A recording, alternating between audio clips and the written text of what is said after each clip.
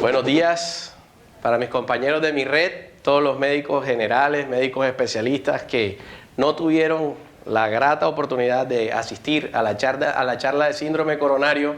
Hoy, en forma especial, les vamos a transmitir los conocimientos en forma clara, precisa, concisa.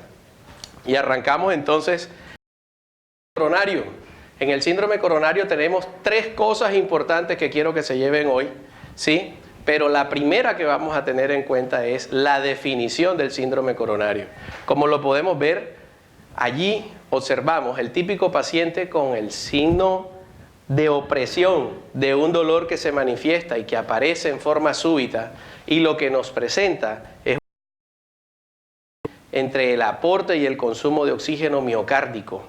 Por eso, en el síndrome coronario lo primero que vamos a evaluar es un desbalance entre una situación que compromete el oxígeno y el tejido muscular miocárdico. Ahora, estas eran las 3 cosas que les estaba comentando. Entre las 3 cosas que implica un síndrome, porque la palabra síndrome compromete un conjunto de eventos que, como decíamos en la charla, se meten en una bolsa para finalmente ser cargados por el paciente allí con ese dolor torácico que se presenta en forma aguda. Pero en el síndrome coronario como tal tenemos 3 cosas que son, en su clasificación, la angina inestable, el infarto con elevación del segmento ST y el infarto sin elevación del segmento ST. Algunos incluyen la muerte súbita. Nosotros vamos a enfocarnos en estas 3 cosas en las cuales vamos a trabajar, ¿sí? Entonces, para entender, lo primero que pasa en todos los 3 escenarios es la fisiopatología.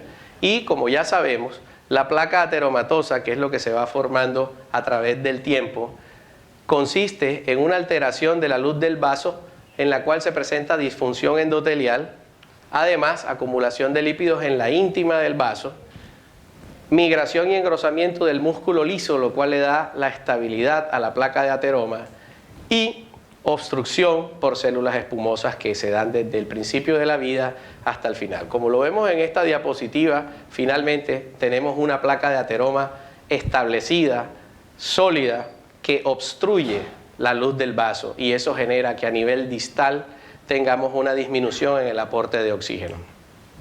Aquí en esta gráfica lo que vemos es cómo a través del tiempo se da la instauración de esa placa. Vemos cómo en la primera década se da prácticamente la normalidad del vaso, pero ya en la tercera década se ve una alteración por células espumosas y engrosamiento, dado por la hipertrofia del tejido muscular liso, el cual le da un aumento a esa pared del vaso para terminar dando una estabilidad en la base de la placa ateromatosa y finalmente la obstrucción del vaso. En la cuarta década de la vida tenemos ya una placa de ateroma, como lo vemos en esta imagen, ¿sí? Más definida, más estable, pero con el riesgo de fractura en su punta. Esa fractura de la placa de ateroma es la que finalmente va a generar uno de los tipos de infarto que ya dejamos en la clasificación como el síndrome coronario con elevación del segmento ST. Más adelante lo vamos a detallar. En este momento se va a ver un endurecimiento en la cuarta década de la vida y una trombosis de la placa de ateromatosa.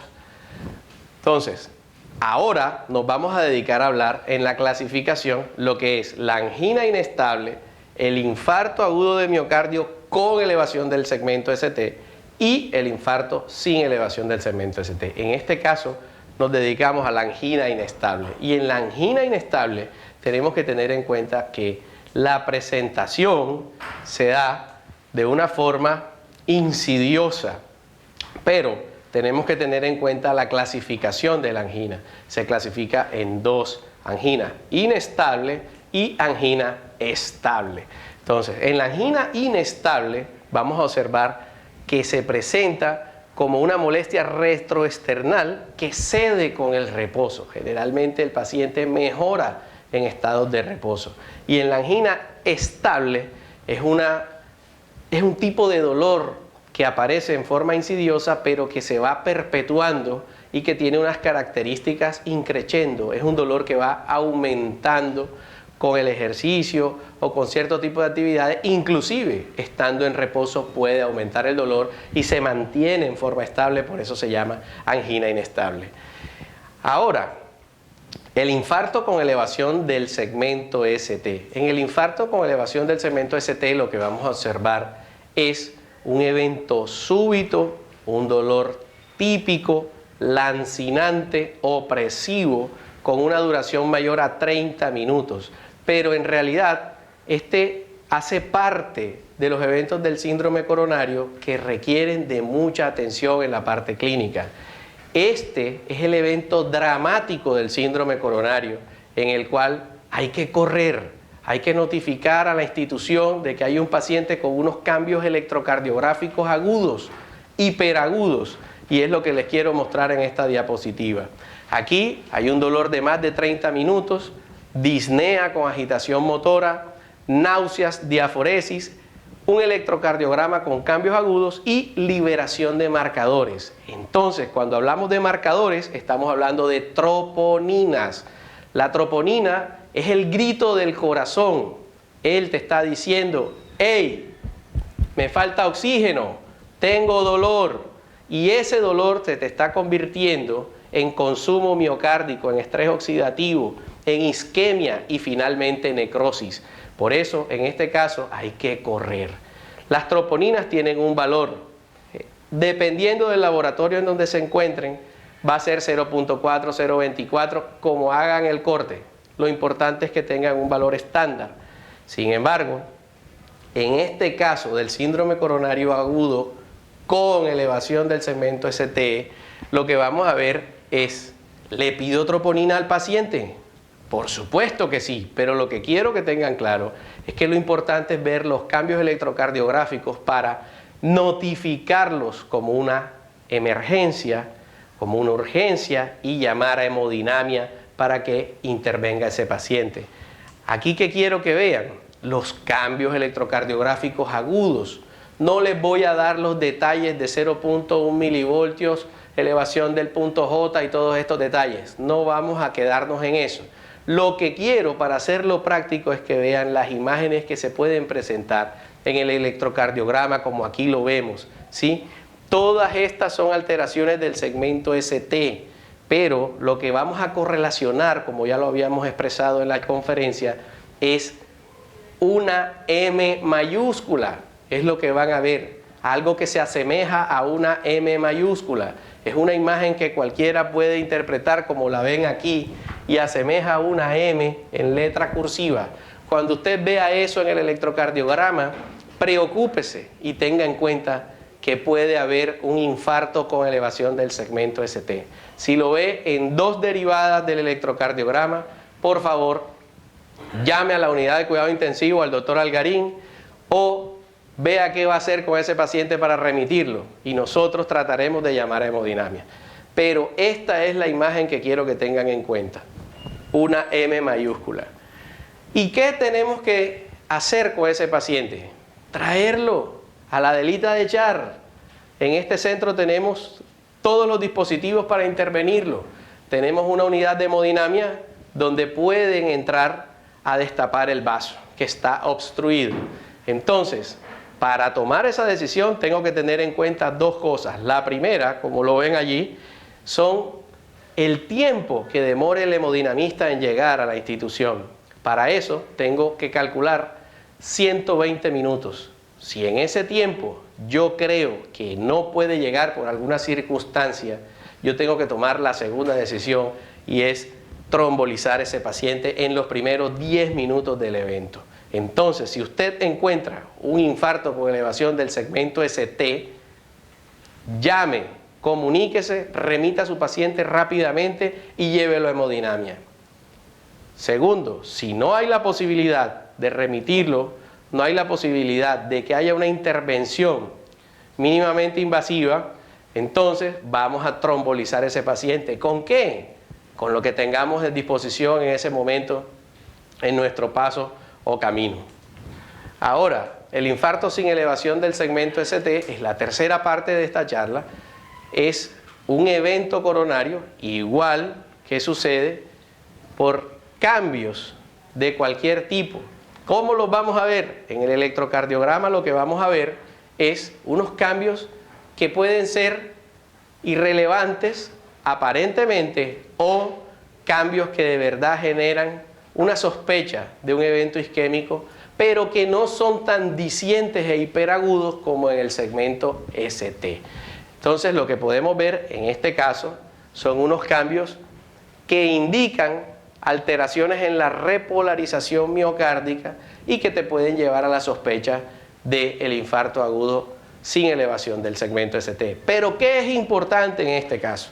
En este caso sí es muy importante la solicitud de troponinas, de biomarcadores, y eso te va a dar un bastión para el seguimiento de ese paciente y la sospecha diagnóstica, establecerla como un diagnóstico definitivo. ¿Por qué? Porque como se los había dicho antes, la troponina es ese grito del corazón, en donde está la lesión, donde está la isquemia, y en el caso del infarto sin elevación del segmento ST va a ser una elevación bastante importante sin cambios electrocardiográficos, y eso es lo que te va a dar el diagnóstico. Entonces, para tener en cuenta, ¿le pido troponinas a todos en el síndrome coronario? Por supuesto que sí. A la angina inestable también le debo pedir troponinas para diferenciar su diagnóstico. En el infarto agudo de miocardio con elevación del ST también debo pedirlas, pero debo estar más atento al electrocardiograma. Y en el infarto sin elevación del ST, obligatoriamente debo tener las troponinas y solicitarlas. Muy bien, ahora lo que vamos a ver es la clasificación, los tipos de infarto, el infarto tipo 1, espontáneo, o el evento coronario, que generalmente es el que aparece y vemos normalmente en nuestra consulta de urgencias. El tipo 2, donde hay un aumento en la demanda o disminución de la suplencia por otra causa, puede ser ese paciente que estaba con una neumonía, un proceso infeccioso y que terminó en un proceso isquémico. En el tipo 3, la muerte súbita, inesperada, con algún dato de isquemia. Y el tipo 4, que está asociado a trombosis del stent. Estos son ya tipo 4 y tipo 5, son más específicos en casos de intervención, con stent por hemodinamia, trombosis del stent o trombosis intracoronaria asociado a bypass. Aquí vemos simplemente la relación entre la elevación del troponinas y la injuria miocárdica. Es de tener en cuenta en este caso que la opción más sensible es cualquier troponina que usted tenga, porque tiene la capacidad de establecer esa injuria miocárdica que está sucediendo allí. Entonces, en los pacientes con angina inestable debemos hacer diagnóstico diferencial y para eso pedimos troponina. En el paciente con infarto agudo de miocardio sin elevación del segmento ST debemos pedir troponinas también. En todos. En el que tenemos que tener más cuidado es en el paciente con elevación del segmento ST, donde el hallazgo debe ser inmediato y las decisiones deben ser más prontas. Aquí tenemos una cara muy sorpresiva. Es ese estudiante, ese residente que no tiene ni idea de estas clasificaciones. Pero lo más fácil que tenemos que ver aquí es que las clasificaciones permiten evaluar el pronóstico de ese paciente y la probabilidad de muerte. En este caso lo que vemos, tenemos la escala de TIMI que ve la probabilidad de complicaciones y muerte a 14 días. Vemos la escala Grace que nos ve la probabilidad de muerte a 6 meses o complicaciones y muerte a 6 meses.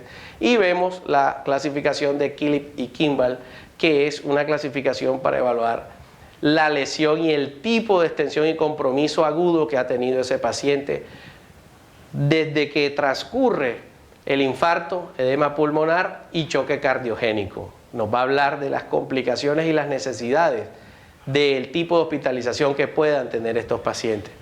Entonces ahí tenemos al residente cuando ya más o menos conoce la imagen y las clasificaciones, le va cambiando la cara. Ahora, aquí tenemos las variables para el riesgo TIMI, 65 años, 3 factores de riesgo cardiovasculares, toma de aspirina en los últimos 3 días, estenosis coronaria ya diagnosticada mayor del 50%, cambios en el segmento ST y elevación de enzimas cardíacas. Y en la escala Grace, que nos va a dar unos puntajes, allí lo pueden ver, las variables y los tipos de riesgo, riesgo bajo, riesgo intermedio y riesgo alto. El número mágico en la escala de Grace que debe estar en todas las historias clínicas donde usted escriba síndrome coronario agudo, de una vez debe pensar 3 cosas: angina inestable, infarto agudo de miocardio con elevación del segmento ST e infarto agudo de miocardio sin elevación del segmento ST. Pero esas 3 cosas engloban una posibilidad diagnóstica y un enfoque de riesgo. Por eso en la historia clínica debe quedar registrado la escala Grace y la escala TIMI. Tratamiento. ¿Qué vamos a hacer con ese paciente? Entonces no nos vamos a quedar en las últimas cosas que recomienda la guía para el tratamiento. Vamos a ser muy prácticos con nuestra intervención. Si en su casa a su mamá le da un infarto, usted tiene que tener en cuenta qué le va a hacer. Lo primero, dele aspirina. Dele aspirina. Es lo que ha cambiado mortalidad. Si tiene clopidogrel en el camino, en el paso, dele asa carga de clopidogrel, ya ustedes saben eso, 300 miligramos, 600 miligramos, dosis de choque, lo pueden hacer. Ahora, la otra cosa que ha cambiado vidas, el uso del beta bloqueador. Si el paciente se encuentra en el evento coronario, infarto, taquicárdico, dele el beta bloqueador, eso mejora, asociado al ASA. Y finalmente la anticoagulación. ¿Con qué? Con lo que tenga en el camino, heparinas de bajo peso molecular, heparina no fraccionada, y después evaluaremos ya el tema más especializado en cuanto a otro tipo de anticoagulantes más avanzados. Pero lo importante en este punto es resolver la parte aguda y que usted tenga el enfoque diagnóstico para manejar la situación de su paciente. Entonces, finalmente, ¿qué tenemos que tener? 3 cosas: la intervención clínica, la intervención temprana y la estratificación de riesgo. Estratificando el riesgo, sé cómo se me va a complicar ese paciente o qué camino va a tomar. La intervención temprana me salva vidas. Si es un infarto con elevación del ST, lo llevo a hemodinamia, lo remito. Y si es un infarto sin elevación del ST, lo identifico, lo antiagrego y lo anticoagulo. Y la identificación clínica que nos permita evaluar la visual del enfoque del síndrome coronario. Aquí tenemos unos suculentos chicharrones para terminar esta charla que nadie puede despreciar, pero cuando los tengas enfrente, piensa en la plaga de ateroma. Muchas gracias.